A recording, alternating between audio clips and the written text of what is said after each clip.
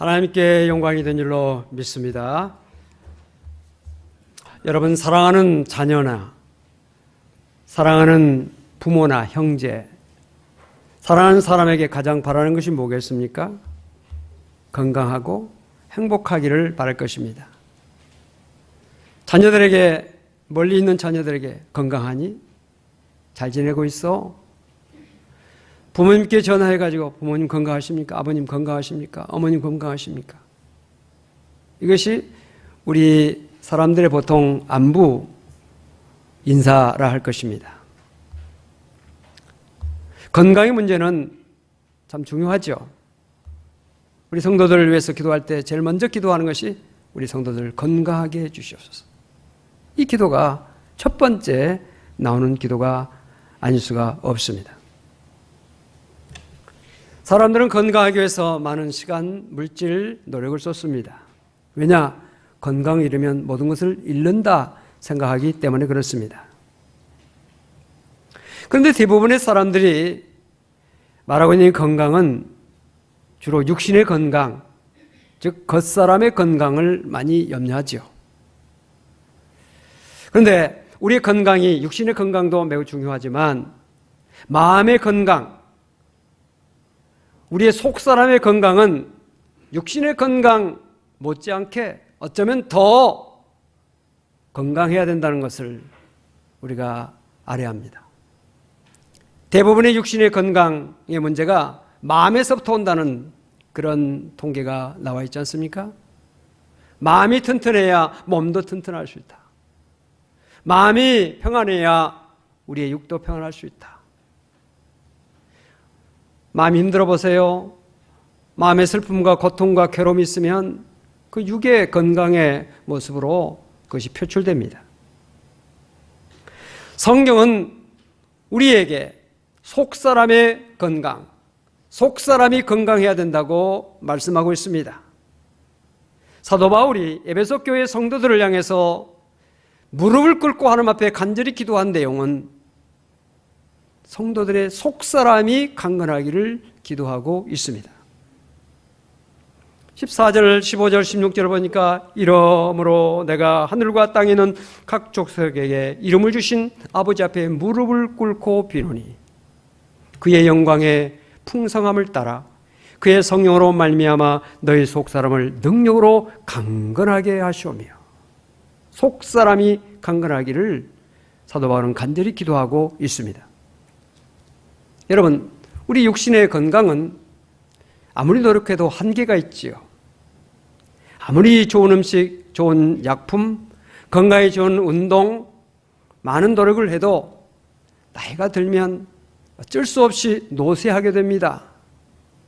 어쩔 수 없이 약해질 수밖에 없습니다. 고린도후서 4장 16절에 그러므로 우리가 낙심하지 아니하노니 우리의 겉사람은 낡아지나 우리의 속사람은 날로 새로워지도다. 성경은 분명하게 우리 육신이 낡아진다, 쇠퇴해진다는 것을 말씀하고 있습니다. 그렇습니다. 때가 되면 우리 육신은 어쩔 수 없이 낡아질 수밖에 없습니다. 노쇠하게 될 수밖에 없습니다. 그런데 우리의 속사람은 노쇠하지 않을 수가 있고 날로 새로워질 수가 있고 날로 강건해질 수가 있다는 것입니다. 우리의 속사람이 강건해지려면 어떻게 할까요? 두 가지 말씀을 드리려고 합니다. 첫째는 그리스도가 우리 마음에 계시도록 해야 된다.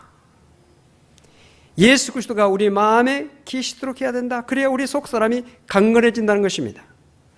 오늘 본문 17절에 믿음으로 말미암아 그리스도께서 너희 마음에 계시게 하시옵고 예수 그리스도가 우리 마음에 계시도록 해야 된다.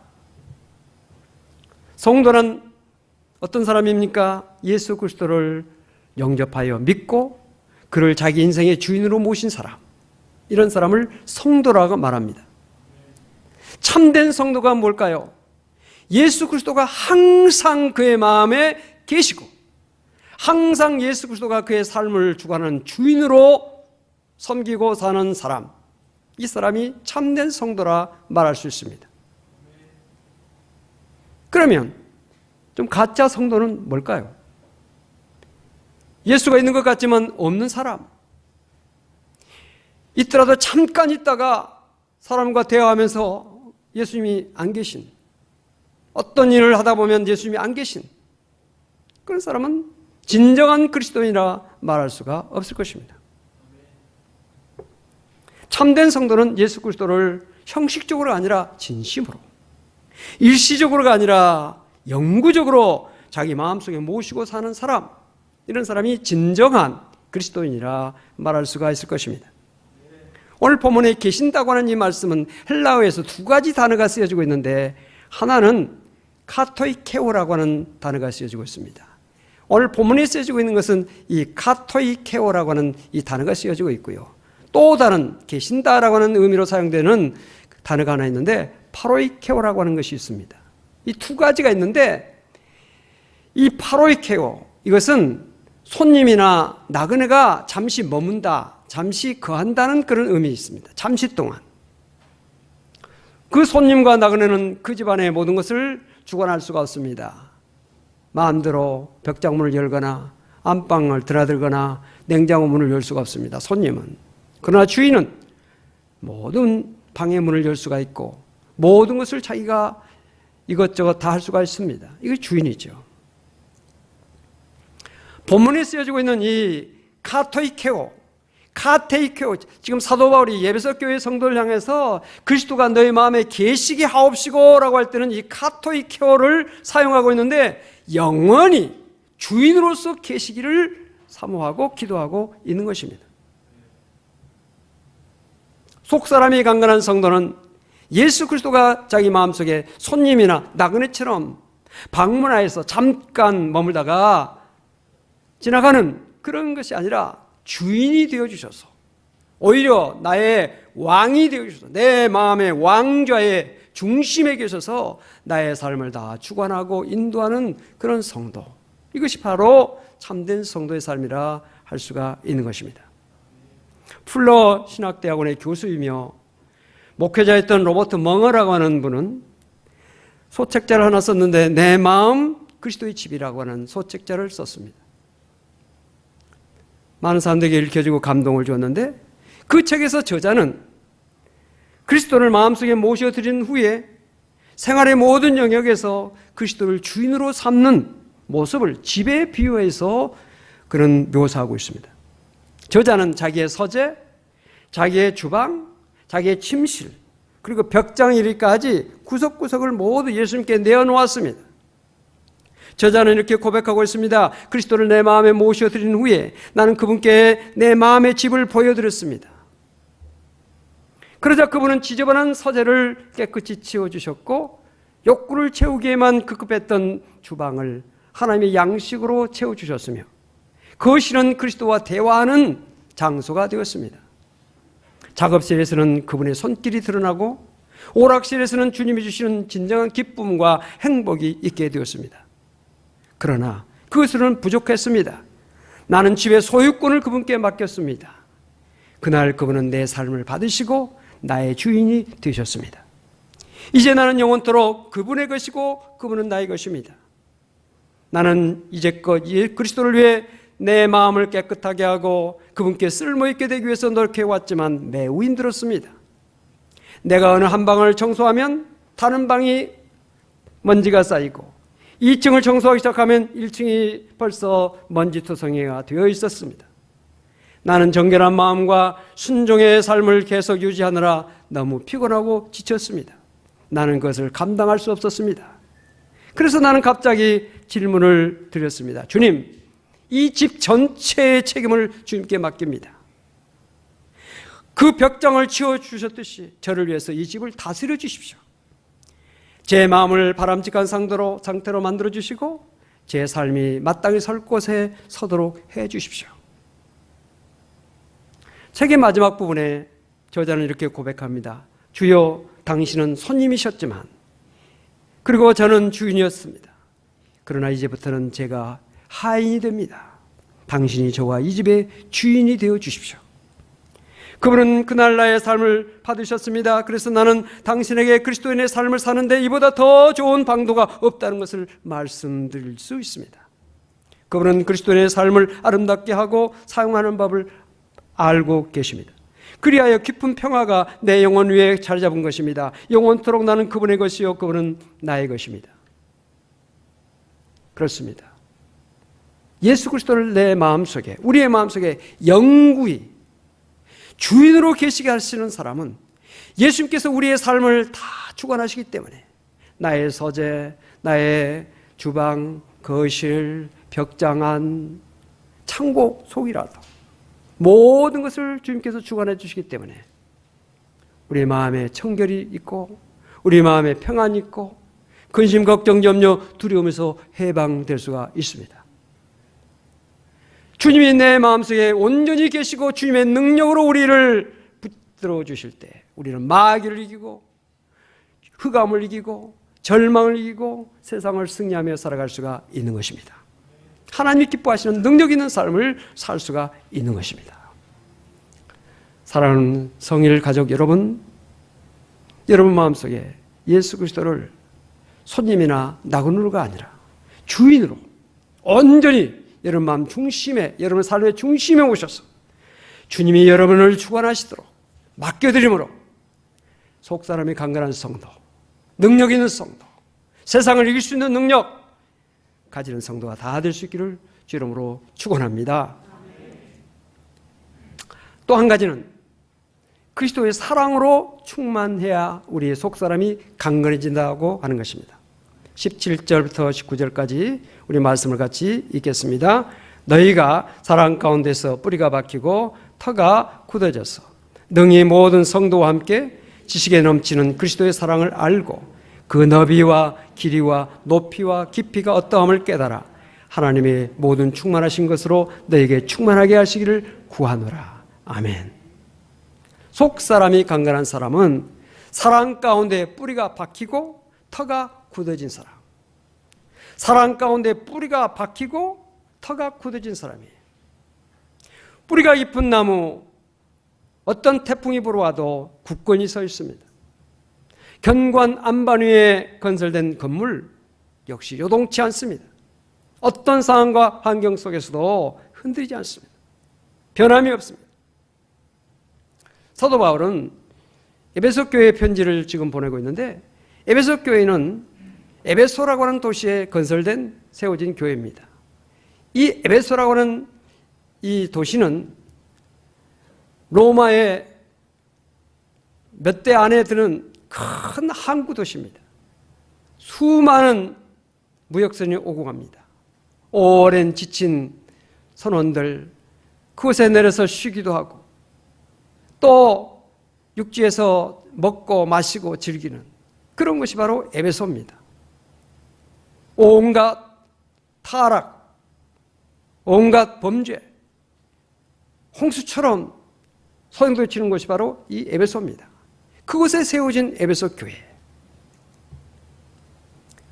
그래서 밖으로는 자신들이 살고 있는 타락한 세상과 죄악이 홍수처럼 소용돌이치는 환경의 영향을 받고 그 교회가 서 있습니다. 교회에서 예배드리는 순간도 있지만은 세상에 나가는 시간, 세상에서 살고 있는 시간이 훨씬 많습니다. 자기 삶의 주변이 다 그런 삶이죠. 안으로는 유대인 성도와 이방인 성도 간의 갈등이 있었습니다. 유대인은 여러분들 아시다시피 선민의식이 강한 사람들입니다. 구원받은 백성은 오직 유대인이다, 유대민족뿐이다 라고 생각했던 사람들입니다. 이방인들은 구원받을 수 없는 버림받은 존재라고 그렇게 생각했던 사람들입니다. 그런데 그 교회 안에 유대인 그리스도인이 있고 이방인 그리스도인들이 함께 혼재해서 신앙생활하고 있는 것입니다. 삶의 양태가 다르죠. 생각이 다르죠. 율법주의적인 그런 삶을 살고 있는 사람들은 그들은 모두 십계명이랄지 계명에 나와 있는 율법주의적인 그런 삶을 살고 있었습니다. 그들이 보기에는 이방인들은 아주 타락한 사람들이고 죄악투성이 사람들입니다. 예수를 믿는다고 말을만 하지만 저 사람은 도저히 예수 믿는다고 말할 수 없는 사람처럼 생각해졌던 사람들이 바로 이방인들이죠. 이런 사람들이 교회 안에 함께 혼재해 있는 것입니다. 심한 갈등과 반목, 이것이 교회 안에 문제였던 것입니다. 이런 교회가 치유되고 이런 교회가 하나가 되고 이런 교회가 함께 하나님의 영광을 나타내는 교회가 되기 위해서는 성도들의 속사람이 강건해져야 된다. 이것을 사도 바울이 알았기 때문에 무릎을 꿇고 하나님 앞에 간절히 기도하고 있는 것은 성도들의 속사람이 강건하기를, 그 속사람이 강건해지려면 그리스도가 그 안에 주인으로 계셔야 될 뿐만 아니라 그리스도의 사랑이 그들에게 충만할 때 속사람을 강건한 그런 사람이 될 수 있다고 하는 것을 분명히 알았던 것입니다. 사도 바울은 그리스도를 통해 보여주신 사랑의 너비에 대해서 말하고 있고, 길이에 대해서 말씀하고 있고, 높이에 대해서 말씀하고 있고, 깊이에 대해서 말씀하고 있습니다.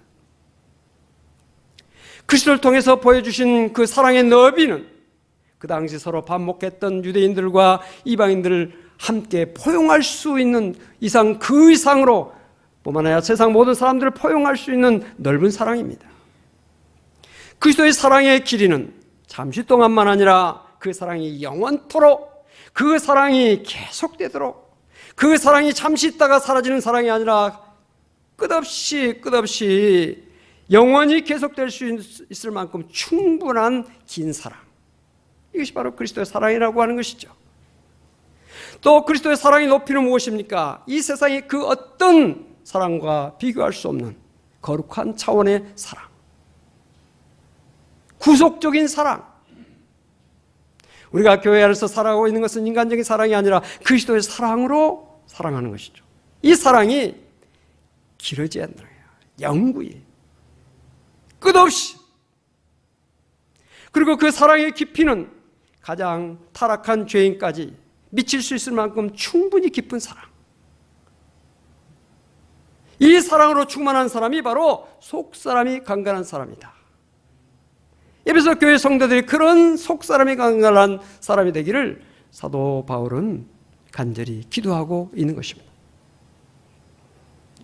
이런 기도가 2000년 전에 에베소 교회를 향한 기도만 되겠습니까? 오늘 이 시대를 살아가고 있는, 이 혼탁하고 어려운 세대를 살아가고 있는 오늘 우리 그리스도인들, 우리 사랑하는 성일 성도 여러분들, 우리 모두에게 똑같이 하나님께 주시는 말씀이요, 우리에게 주시는 귀한 교훈이다 한 사실을 우리가 알아야 할 것입니다.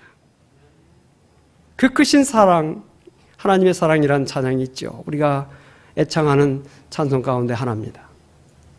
그 크신 하나님의 사랑, 말로 다 형용 못하네. 저 높고 높은 별을 넘어 이 낮고 낮은 땅 위에 죄범한 영혼 구하려 그 아들 보내사 화목제물 삼으시고 죄 용서하셨네. 하나님 크신 사랑 측량다 못하네. 영원히 변치 않는 사랑 성도여 찬양하세요. 이 시와 곡을 작곡한 사람은 레만이라고 하는 목사입니다. 프레드릭 레만이라고 하는 이 목사는 시골 교회, 작은 교회들을 섬겼던 목회자였습니다.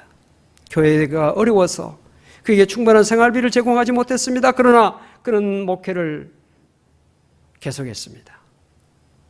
공장에서 일하고 농장에서 일하고 막노동하면서 하나님께 주신 사명을 감당했습니다. 그런 어느 날 공장에서 일을 하고 오전 일을 마치고 점심을 먹으려고 도시락 가방을 열었는데 거기에 시 한 편이 씌어져 있었습니다. 그 시의 내용은 긴 내용은 아니지만 짧은 시기였습니다. 아내가 남편이 힘들 것을 생각해서 남편의 내조하는 그런 마음을 가지고 써준 그런 시 한 편이었습니다. 하늘을 두루머리로 삼고 넓은 대양을 잉크로 채워도 크신 하나님의 사랑을 모두 기록할 수 없겠네. 시를 다 읽기도 전에 하늘보다 넓고 크신 하나님의 사랑이 어려운 목회와 막노동으로 힘들어하고 있는 레만을 덮었습니다. 그런 눈을 감고 손을 모으고 조용히 하나님의 사랑을 읊조렸습니다. 하나님, 그렇습니다. 바닷물을 먹물 삼아도 주님의 사랑을 다 기록할 수 없습니다.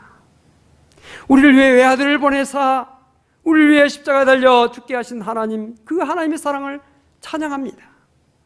고백하면서 식사하기 위해서 앉았던 레몬 상자 위에서 그대로 앉아서 몽땅 연필을 꺼내서 차분한 마음으로 사랑의 하나님을 글로 쓰기 시작했습니다. 1절을 썼고 2절을 썼습니다. 후렴을 썼습니다. 순식간에 그 2절을 썼습니다. 그리고 3절은 조금 전에 아내가 쓰여진 그 시를 중심으로 해서 운율을 맞춰서 그대로 옮겨 놓습니다. 이것이 바로 하나님의 사랑을 노래한 찬송, 그 크신 하나님의 사랑인 것입니다. 하나님의 크신 사랑이 레몬 목사에게 충만히 임한 것을 그는 찬양으로, 시로 고백하고 있는 것입니다. 이 찬양이 우리 한국교회에서 유명하게 된 것은 1974년 스위스 로잔에서 빌리그람 목사가 주최한 세계 전도자 대회가 있었는데 둘째 날 저녁에 한 여자가 찬양을 했습니다. 그 찬양은 한 여자는 킴 윅스라고 하는 여자입니다. 이 여자는 6.25 동란 때 3살이었고 그때 포탄이 터지고 섬광이 그 섬광빛을 보면서 실명을 했어요. 눈을 앞을 보지 못했습니다. 그리고 전쟁 고아가 됐습니다. 부모를 잃었습니다. 10살 때였을 때 미국의 어느 부부가 양자로 데려갔습니다. 추수감사절날 입양이 돼서 미국 생활을 시작했습니다. 조지 윅스라고 하는 부부입니다. 그런데 12살 나이에 어느 전도 집회를 참석했는데 그때 강사가 빌리그람 목사였습니다. 그는 12살 나이에 하나님의 말씀을 듣는 가운데 은혜를 받았습니다. 그리고 마음속에 결단했습니다. 내가 장차 커서 열심히 음악을 공부해가지고 하나님을 찬양하는 사람이 되어야 되겠다. 이런 마음의 결단을 했습니다. 그때부터 열심히 공부해서 대학에 가고 그리고 음악을 전공했습니다. 오스트리아 비엔나 대학에서 성악을 전공하고 세계적인 성악가가 되었습니다. 그는 성악가로 성공할 수 있는 기회가 많이 있었지만 그녀는 빌리그램 목사의 설교를 통해서 결단한 자기의 마음의 결단을 계속 간직하면서 내가 하나님 앞에 약속한 하나님을 찬양하는 일에 내가 내 생애를 쏟으리라. 이것을 생각하고 하나님을 찬양하고 간증을 나누는 일을 하기 시작했습니다. 자신이 시력을 잃은 것은 비극이지만 하나님을 찬양하는 전도자가 된 것은 그 크신 하나님의 사랑 때문이라고 하늘을 두루마리 삼고 바다를 먹물 삼아도 다 기록할 수 없는 하나님의 사랑, 그리스도의 사랑 때문이라고 찬양하며 간증하는 사람이 되었던 것입니다. 로잔 대회 후에 한국을 방문해가지고 자기를 버렸던 아버지를 극적으로 만났습니다. 얼마나 원망스럽겠습니까? 자기를 버린 아버지. 그러나 킴 윅스는 아버지를 향해서 사랑하는 마음을 가지고 말했습니다. 아버지, 예수를 믿으십시오. 하나님을 믿으십시오. 하나님은 너무나 크신 사랑을 우리에게 베풀고 계십니다. 아버지를 용서하고 아버지에게 하나님을 전개했던 것입니다. 자기가 살아온 것이 다 기적이고 지금도 살고 있는 것도 하나님의 기적이라고 그는 말하고 있습니다.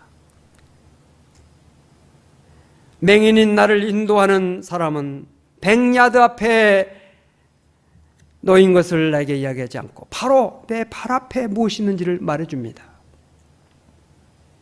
그 사람의 말대로 한 걸음씩 한 걸음씩 옮기면 결국 목적지에 도달합니다. 하나님도 마찬가지입니다. 하루하루 그분의 말씀에 순종하고 살면 마침내 하나님이 약속하신 그곳에 도착합니다.